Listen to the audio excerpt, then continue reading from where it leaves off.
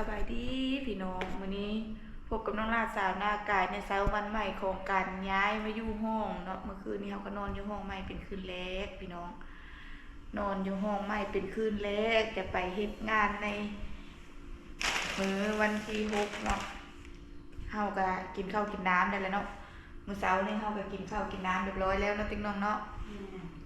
ติ๊งน้องเพิ่นก็บอกจะบ่นอนแล้วพี่น้องเพิ่นได้อยู่บ่นอนกวงกินข้าวกินน้ำเสร็จแล้วตอนนี้เฮาเกียมไปเวียกพี่น้องคือกับข้าวของเฮาก็จะใส่เป็นถุงนั่นนี่ไปก่อนเนาะอันนี้แจ่วไข่พี่น้องเพราะว่าอยู่ในตู้มีอย่างย่างแต่ไข่พี่น้องแล้วก็คืออยู่นี่ตรงเต้งจะบ่มาจอดเนาะเพราะว่าเพิ่นบ่ฮู้ว่ามีคนย้ายเข้ามาอยู่หลายเลยยังเพิ่นยังบ่เคยเข้ามาจอดขายอยู่นี่จ้าเพื่อพี่น้องก็บ่เป็นหยังเนาะเดี๋ยวมื้อหน้าน้องลาจะโทรให้เพิ่นมาจอดอยู่ข้างหน้าหอพักเฮาเพราะว่าย่างออกไปนี่ก็จะฮอดบนเฮ็ดเวียกเลยน้องลาพักอยู่ใกล้ๆบนเฮ็ดเวียกเนาะได้แจ่วไข่5หน่วยพี่น้องปนไข่5หน่วยตัว2คนแล้วก็มีหน่อไม้ตุ้มนี่น้องลาใส่ถุงไปนี่ไปเนาะแล้วก็ติบข้าวเหนียวนี่ใส่ไปเลยตอนนี้เรากำลังเกี่ยมออกไปเนาะเดี๋ยวจะออกไปพุดพักพุดมีเนาะเพราะว่าพักไม่อย่างน้องลายังปลูกไว้คือเก้าพี่น้องเขายังบ่ทันได้ปะอย่างเนาะเพราะว่าพักน้องลาปลูกไว้อยู่ปุ่นกันยังหลายเขาก็จะเที่ยวไปพุดเอาแล้วก็ตอนพักเบรกช่วง5 โมงน้องลาก็จะออกไปพุดพักเฮาเนาะพี่น้องเนาะเดี๋ยวมาติดตามเบิ่งว่าน้องลาย่างไปเวียกเนาะพี่น้องไปเด้ห้องกระแจเสียบอยู่นี่ยังไม่ได้ไปบ่เพิ่นละอยู่ห้องนี้พี่น้องก็อยู่ขั้นกันประมาณ3 ห้องไปเลย30เลย30แล้วไปลองเบิ่งมือแรกมือทบิดเด้ยังเวลาหลายแล้วกลับไป40เนาะเฮ็ดคือเขาเด้เข้าไปมื้อแรกเขาไปเช้าเด้มือแรกเนาะเขาก็เต้นนิดนึงพี่น้องยันบ่ทัน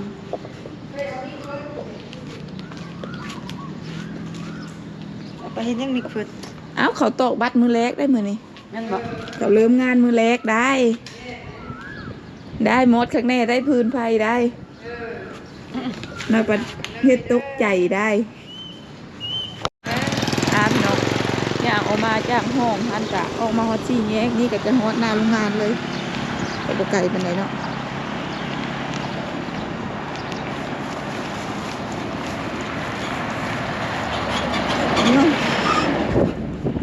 ลงคลองทางแล้วบอกคือยายนุ้นเลยเนาะย่างละไข่แน่เขาอยากตันแล้วโดดลงคลองทางพุ่นแล้วขี่รถเลยยานแล้วสุดทางนะอย่าเล็กมันจะเทินกันสิข้ามกันรถลาย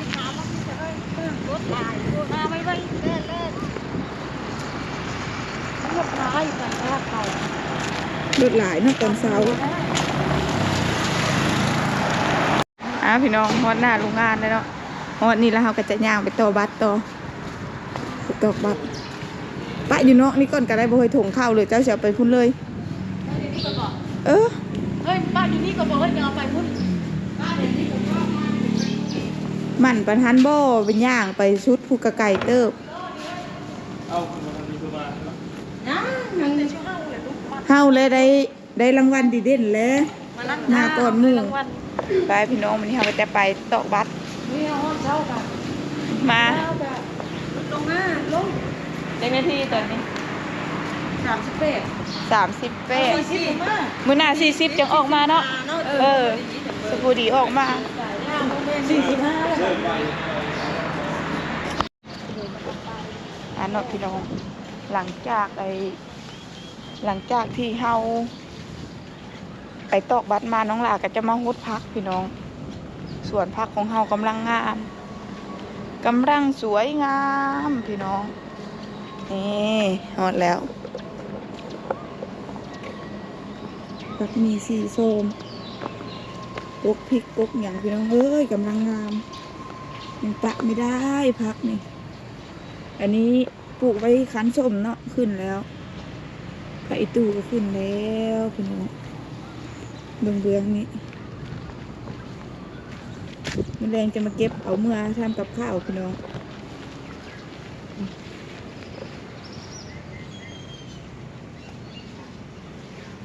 อันนี้คือน้องลาเอามาบ่งไม้โกะมักเล่น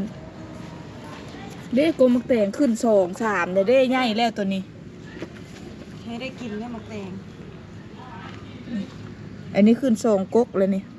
ตัวนี้ก็2ยังตานนี่บ่ทันได้ขึ้นอ่ะเดี๋ยวน้องลาจะโฮดพักกับพี่น้อง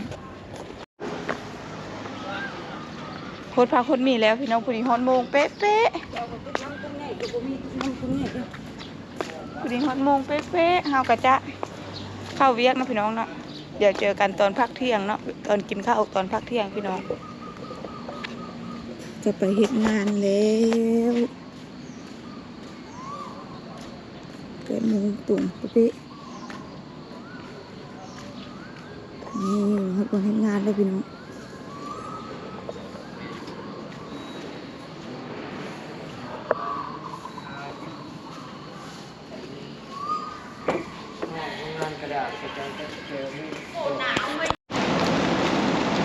ทำงานจ้า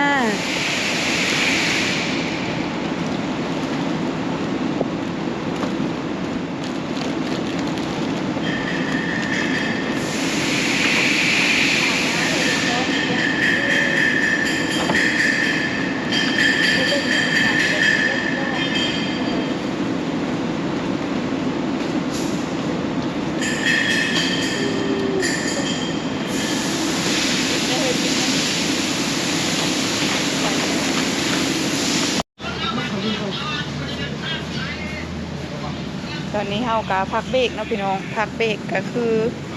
พักเที่ยงมากะร้านขายเครื่องกระโบลายปันไดกระไดยังแน่ติ๊กน้อง เยอะอยู่ ได้ นะ มะขามส้มได้มะแตงเนาะอันนี้มะพร้าวเพิ่นแถมให้ด้วยนึงพี่น้อง2 ลูก10 บาทมันอ่อนมันนิ่ม ก็บ่ได้นิ่มแห้งเนาะ แล้วก็มะแตง9 บาทเนาะกักอันนี้15 บาทมะขาม10 สะเดา บาท สะเดามัน ไปย้ายมันกินข้าวเที่ยงมื้อแรกไอ้เบิ่งกันว่าจะกินเซฟหรือบ่ ก็ต้องเซฟเนาะ แซ่บอร่อย ถ้าเฮาเฮ็ดกับข้าวมาเซฟมันก็ต้องเซฟเนาะไปจ้ากินข้าวกันพี่น้องย่างใกล้สิฮอดแล้วเปลี่ยนที่กินข้าวมื้อแรก มะขามนี่มักสิคนละ บาทบ่มักสิ โอ้ส้มรับฟ้าเห็นนกเทวดา ไว้ใส่ตำไป นกเทวดา เขาจะเข้าไปกินข้าวอยู่ในโรงงานนะพี่น้องเนาะก็คือบอนที่น้องลานั่งแพ็คของค่ะแล้วเขาจะนั่งกินข้าวอยู่หันไปจ้าส่งพ่อเมียนะไว้เนาะ จะเข้ามากินเนาะเข้ากินเนาะ เขากินเผานอนพี่น้องจ้า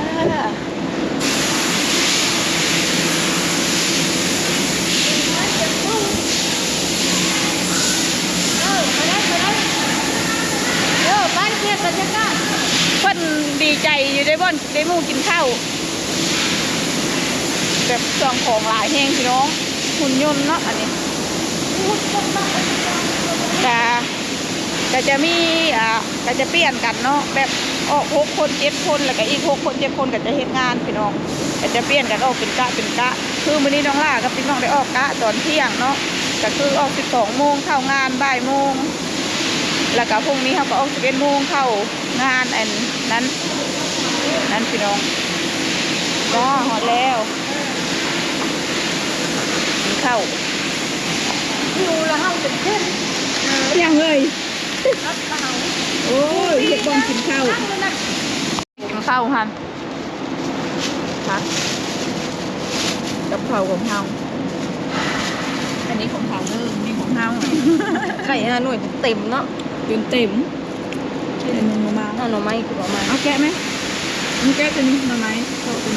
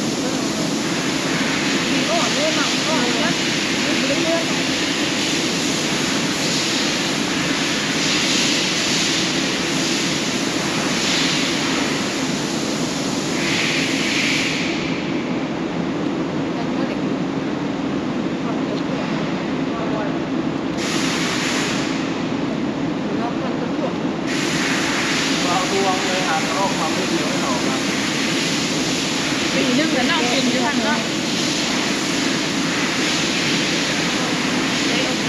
มีมดเลยเป็นมด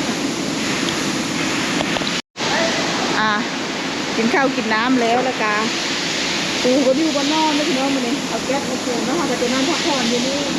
จะลุกมาเก็บเยียกอยู่นี่เลยทางนี้ก็เป็นของเพื่อนนี่อยู่เบื้องนี้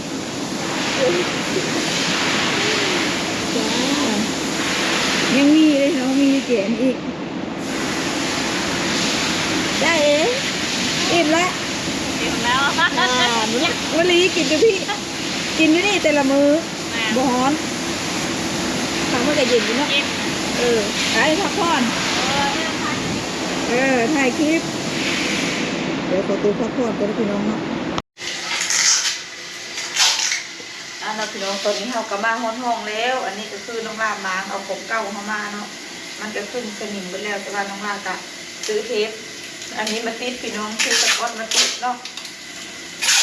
อันใดพอประหยัดได้เราก็จะประหยัดเนาะอันนี้ก็คือเราเอามาไว้ตากผ้าอยู่นี่เนาะเวลาเราตากมันอย่างก็จะมีบนตากผ้าเพราะว่าตอนที่เราอยู่ห้างเราปะพี่น้องมันตากแดดตากฝนมันก็จะมีขึ้นสนิมหลายเอาไปจะเห็นอันนี้แหละพี่น้องไปจะเชื่อคือมีคนถามว่าที่น้องลาพักไก่จากบนเห็ดเวียกบ่ไก่นะพี่น้องเนาะย่างกับประมาณ3-4 นาทีกับฮอตพี่น้องบ่ไก่ย่าง3-4 นาทีกับฮอตเลยแล้วก็มีคนถามเข้ามาว่าห้องนี้ได้เศร้าบ่แม่น้องลาเศร้าน้องห้องนี้เนาะน้องลาเศร้าเดือนหนึ่งเฉพาะค่าห้องเป็น2,900เนาะจริงๆเนาะบ่ได้รวมค่าน้ำค่าไฟแต่ว่าค่าน้ำค่าไฟเขาก็ยังบ่ทันรู้มันก็อีกตามที่เฮาใช้หรือว่าในใดนี่แหละก็รอฟังเบิ่งตอนสิ้นเดือนแล้วพี่น้องว่าค่าน้ำค่าไฟเฮาจะถูกหรือแพงนะพี่น้องสำหรับคลิปนี้ EP นี้เฮาอยู่ห้องมื้อแรกก็จะจบเพียงเท่านี้พี่น้องลาขอบใจบ๊ายบาย